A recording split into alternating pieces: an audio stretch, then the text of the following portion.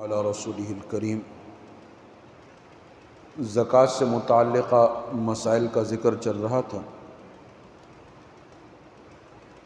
کئی مرتبہ ایسا ہوتا ہے کہ آپ نے کسی کو کوئی قرض اور ادھار دیا ہوا ہوتا ہے اور وہ ایک بڑی رقم ہوتی ہے،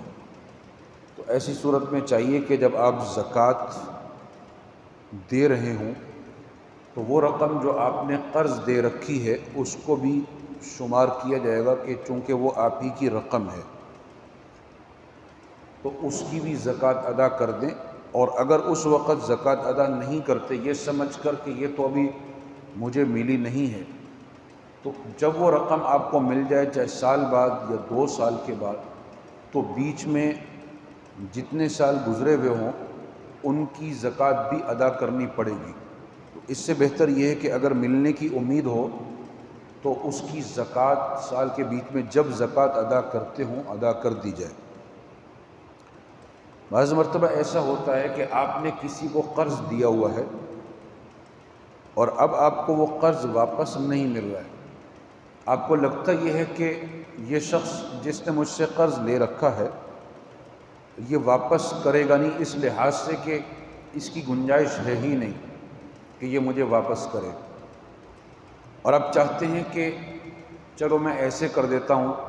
کہ جو میں نے زکوٰۃ دینی ہے تو اس نے جو مجھے قرض دینا ہے اس مد میں بس میں اس کو چھوڑ دیتا ہوں کہ بھئی چلو میری زکوٰۃ بھی ادا ہو جائے گی اور یہ جو شخص قرضہ نہیں اتار پا رہا ہے اس کا قرض بھی اتر جائے گا۔ یہ اس وقت کیا جا سکتا ہے کہ جب اس کو آپ باقاعدہ دے کر مالک بنائیں۔ آپ صرف یہ نیت نہیں کر سکتے کہ اس نے جو میرے 30-40 ہزار دینے ہیں تو چلو یہ میں زکوٰۃ کے اس میں مائنس کر دیتا ہوں۔ اس کی وجہ یہ ہے کہ جب کسی کو زکوٰۃ دیں اس وقت نیت ہونی چاہیے۔ جب آپ نے اس کو قرض دیا تھا اس وقت آپ کی زکوٰۃ کی نیت نہیں تھی، آپ تو اس کو قرض دے رہے تھے، تو اب ایسا آپ نہیں کر سکتے کہ اس کو زکوٰۃ کی مد میں سمجھ لیں۔ اس کا طریقہ یہ ہوگا کہ اس شخص کو سمجھا دیا جائے کہ بھئی دیکھو آپ قرض نہیں دے پا رہے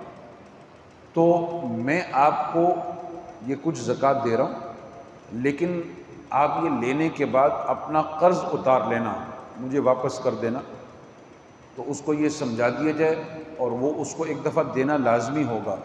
وہ مالک بن جائے گا، اس کے بعد وہ آپ ہی کو واپس کر دے گا کہ چلو جو میں نے آپ کا ادھار دینا ہے اس مد میں یہ رقم میری واپس لے لو۔